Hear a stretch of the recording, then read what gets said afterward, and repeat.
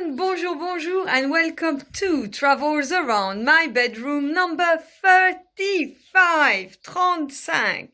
Today the weather is glorious, so we are going to Australia.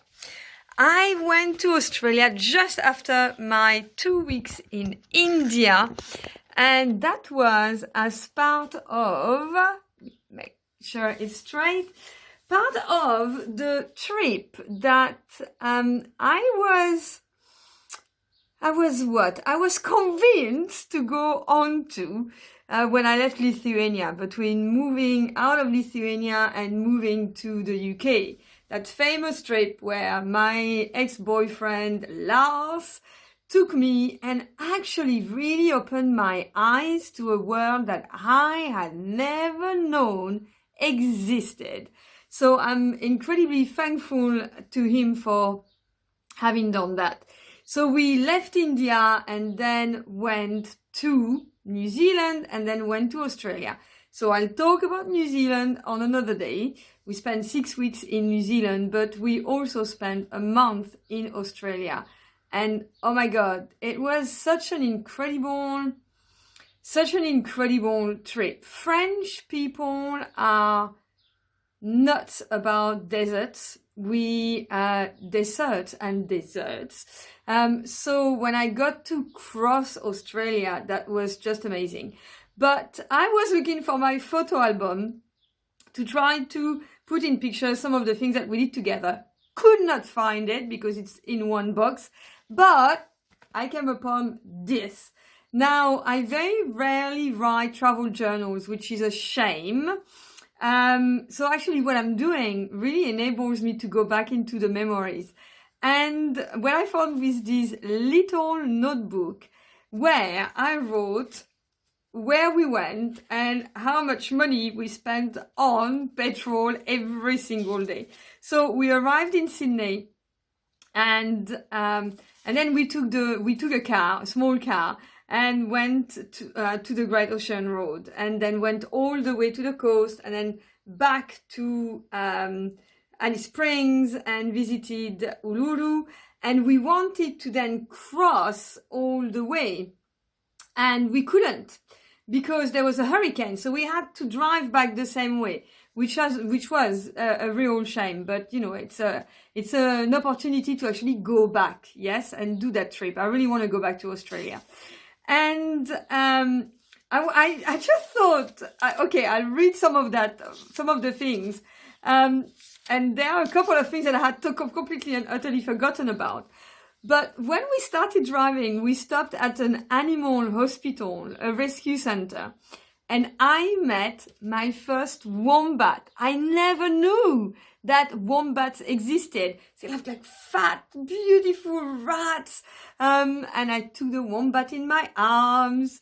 And that was such a lovely experience. And then we went to feed some of the kangaroos. And of course, I'd never really been close to kangaroos. And that was such a great experience. And koala bears as well.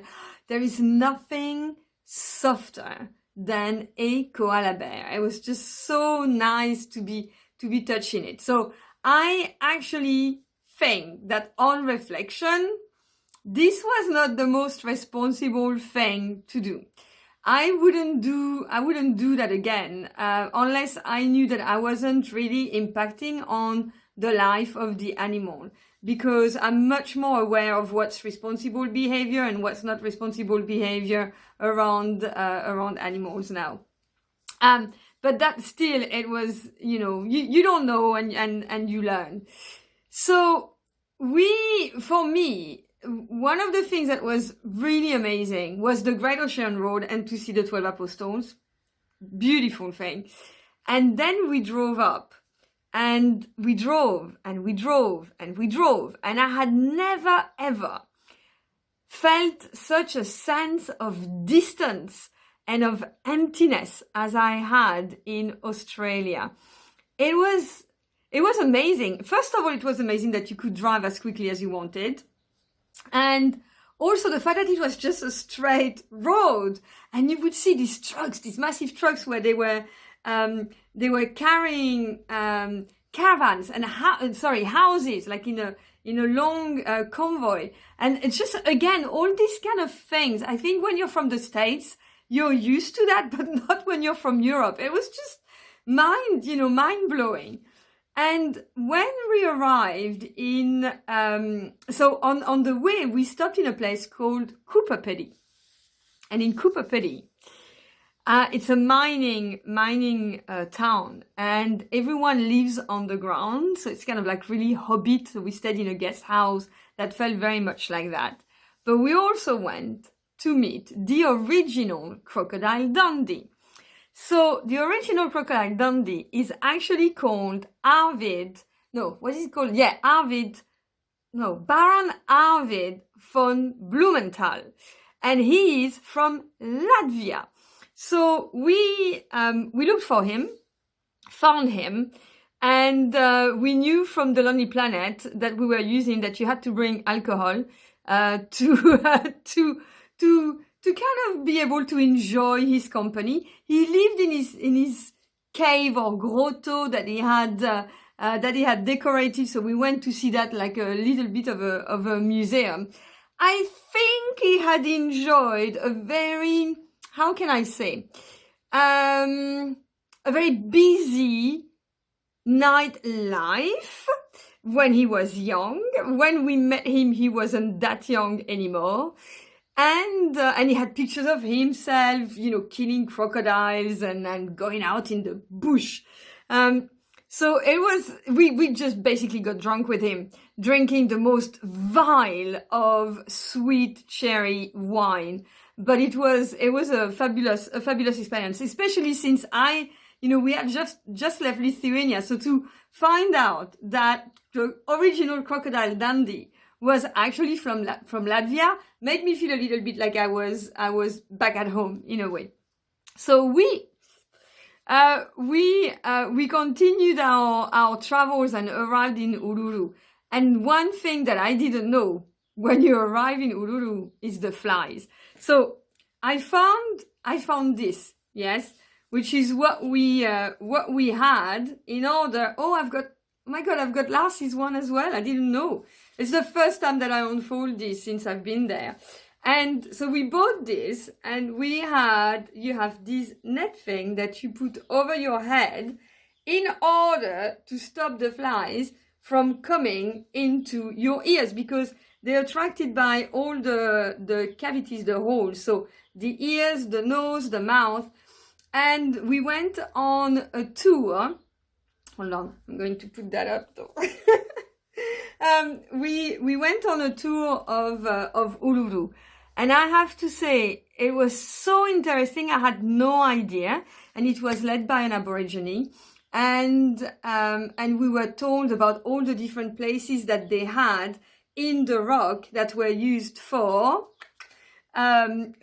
initiation ceremonies for young girls and young men. Now, I've already spoken about initiation ceremonies, but there was one, and I will always remember, that was in the shape of a lip, and which is where they took the young women to teach them about girls' things, women's things.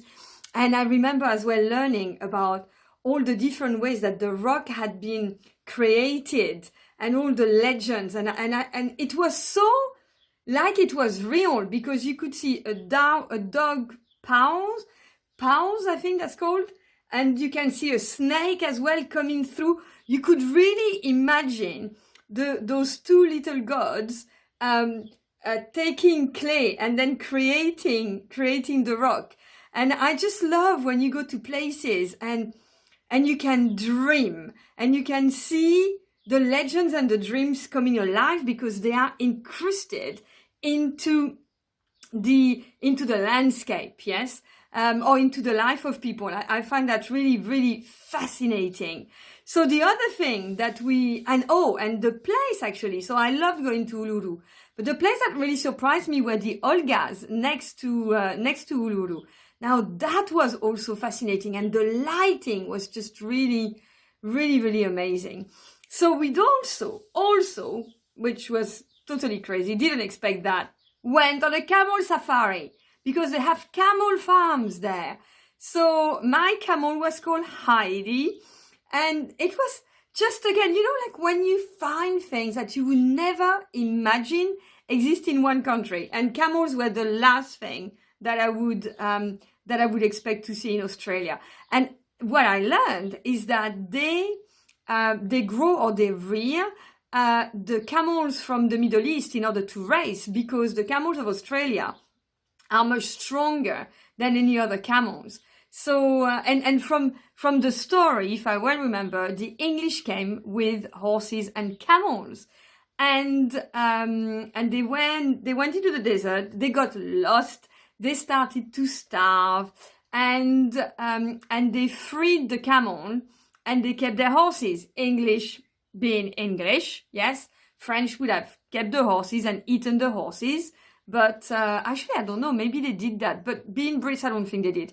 But what they didn't know is that camels always, apparently, go back to where they come from. So they would have, had they held on to the camels, stayed with the camels. And that's how the wild camel population of Australia started. So again, a really very interesting story. So before I finish, there were little things that really kind of made me smile. One thing which happened on the 15th of March, 1997. And I was in a place called Tenterfield. This morning, we got thrown out from the lodge by 10 a.m. without a shower and dry clothes. We just had washed our clothes. The owners are real assholes. I got out in t-shirt without wearing even dry pair of underwear. It really made me laugh, thinking, oh my God, I totally forgotten about that. And then, and I don't know if that's ever happened to you, but I want to finish on this. I really made a fool of myself when I was there, because I went to the beach and the sun was shining and I didn't put on sun cream. And I got so burned, my entire body. I know that I remember I had a go at last, because I thought, how come you didn't check that I was getting burned? Because I can't look at myself. That's what you do. When you're upset, you just have a go at someone else and you put the blame on them, which is not very nice. But that's mea culpa, I apologize.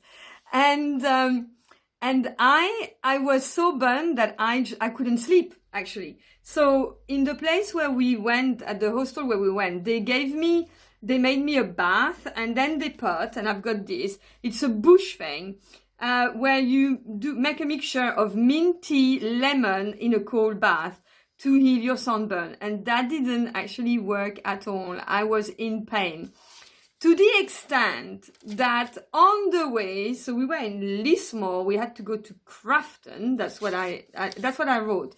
Traveled on the seat front of the car on my stomach, my butt in the air, covered by a wet towel. So I was basically in the car, in the front car seat. And that is how I traveled all the time. This is the butt actually to the... No, actually, that's the front. No, how was that? Yes, okay, let me, that's it, that's better. No? Oh my God. Okay, so sorry. So the wheel is here. We're going to get there. The wheel is here. And that's how I was for the whole journey. And we drove, that was 170 kilometers. And I think for 2 or 3 days, we did about, that's 350 kilometers with me like this. But the worst bit that I did, which is that we went to the pharmacy, and as we were buying some cream for my skin, I collapsed. I collapsed in the pharmacy, and they not only called one ambulance, they called 2 ambulances. So I don't think I've ever done something that stupid since. So finishing on this, I would love to feel better about myself. Can you share with me something that you've done that was really, really stupid on your holiday? And then, I will, it's totally selfish. I'll feel better about myself. Thank you so much. I hope you enjoyed the trip to Australia. Of course, I forgot to speak about the barbecues, which I absolutely love because I'm a carnivore. And that is one of the reasons I would go back. This kind of outdoor living in Australia, I really, really love. And seeing wild animals, seeing the kangaroo, seeing the kakadu, that was just amazing. So thank you. I know I must go, 15 minutes. Lovely, and have a fantastic day. Goodbye, everyone.